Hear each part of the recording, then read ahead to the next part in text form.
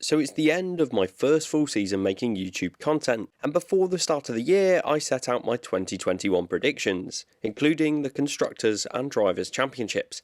So how did I get on? Let's have a look. My name's Andy and this is Behind the Drive. In February I uploaded my 2021 season predictions. I made 5 bold and generic predictions followed by predicting the Constructors and Drivers Championships. In this video, I'll take a look through those and see the absolutely shocking calls and the not so bad ones as well. The quickfire predictions. George Russell, Q3. The first prediction I made was that George Russell would make it through to Q3 at least once in his Williams car. In 2020, Russell managed to achieve 9 Q2 performances from his 16 Williams appearances. And in 2021, he did indeed make it through to Q3, doing it more than once. He took 9th in Austria, getting through to Q3 on the medium tyre, repeating that feat at the next race in Silverstone, and then ended up with a further 2 top 10s in 2021, with the amazing front row start in Belgium and 3rd at Russia. So Russell achieved this prediction and then some with a stronger Williams car than in previous years. McLaren win a race with Lando Norris.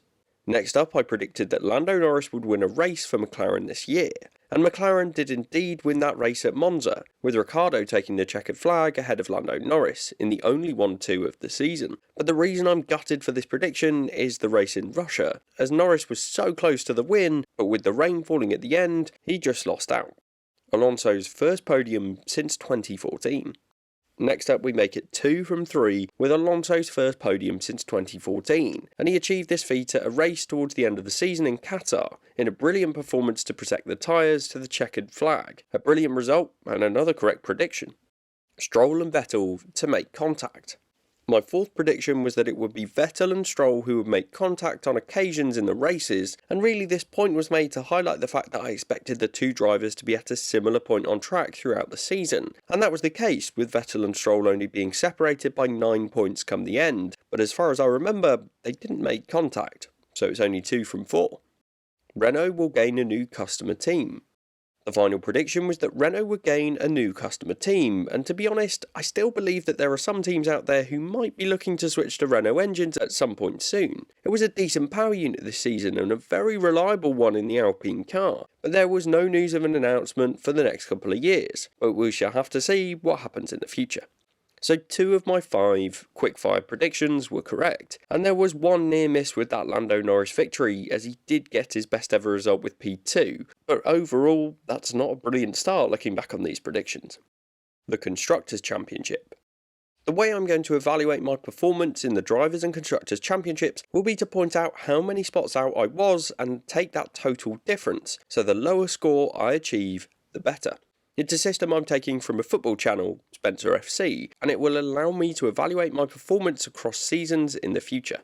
So starting off with the Constructors Championship, in 10th I predicted it would be Haas, and to be honest it was a bit of an easy prediction. The team were on a downward trajectory, and with an all new rookie lineup they had to focus on next year's regulations if they were to stand any chance of making it back up the order in the future.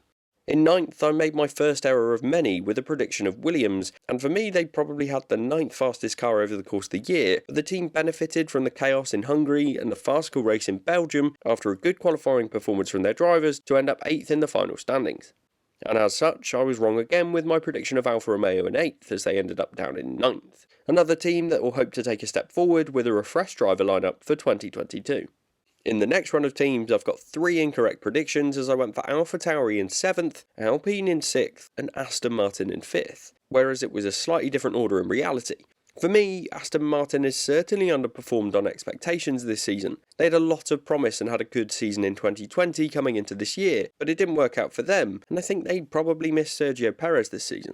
It was Alpine and AlphaTauri who were locked in the fight for 5th in the end, with the AlphaTauri probably being the quicker car, particularly in the hands of Pierre Gasly. But Alpine came out on top with strong performances from both Fernando Alonso and Esteban Ocon this season, one of the best matched partnerships on the grid, and a team that worked well together to score the Enstone-based team's first victory since 2013. So I was wrong on all 3 accounts, but at least close with the right 3 midfield teams in those positions. The best of the rest spots next, and again I was one out for both, with Ferrari in 4th and McLaren in 3rd. In the end it was the right teams, but the wrong way round, as Ferrari did brilliantly to come back from the lows of 2020 and take 3rd in the championship, which was their goal at the start of the season. The Ferrari team had the best driver lineup of the season, with Sainz and Leclerc. The pair matched each other well over the year, and so I think Ferrari are well and truly back on the rise, looking forward to 2022 and beyond. As for McLaren, well, it was a step back compared to their 3rd in the championship in 2020, but there are reasons to be optimistic, with Norris taking the lead role in that team and Ricciardo showing glimpses of brilliance. It leaves both Ferrari and McLaren in the mix to come out as the lead team for 2022.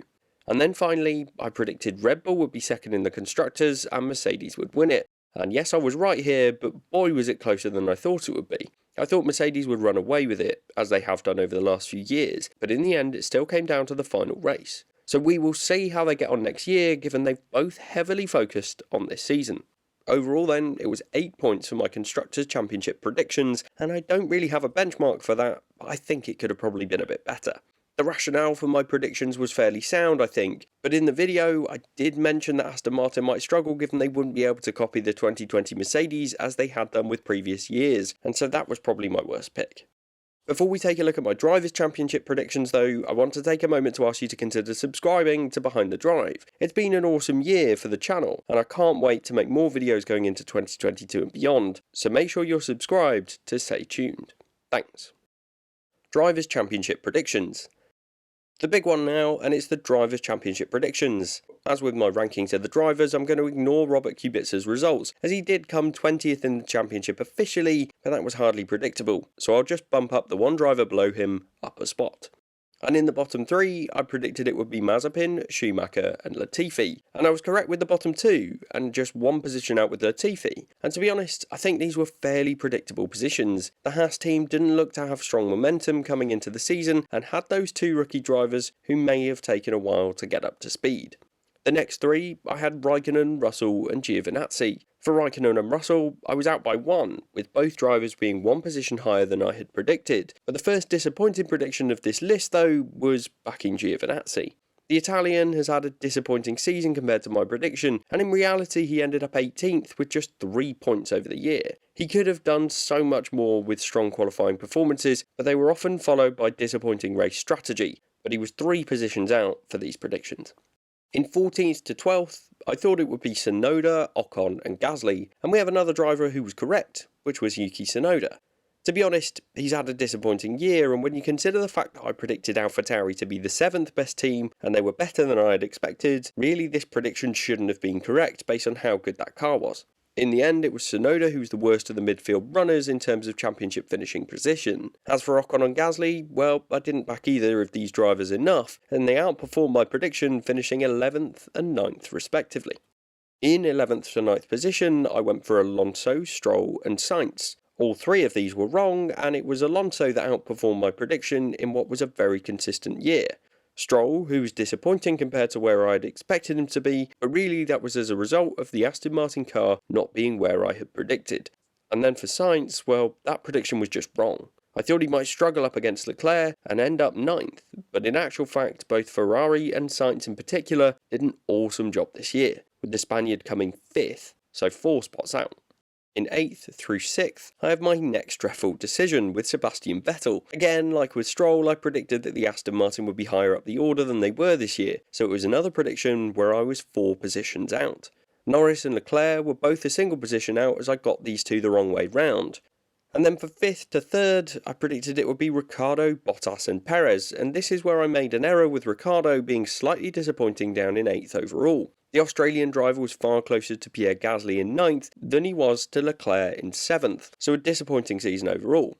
As for Bottas and Perez, I predicted these in the right spots, but the wrong way round again, which is definitely becoming a theme of these predictions. And finally, I predicted that Hamilton would come out on top for title number 8, and it would be Verstappen behind. And in the end, it was these 2 at the top, but the other way round after what was an incredibly close championship throughout 2021.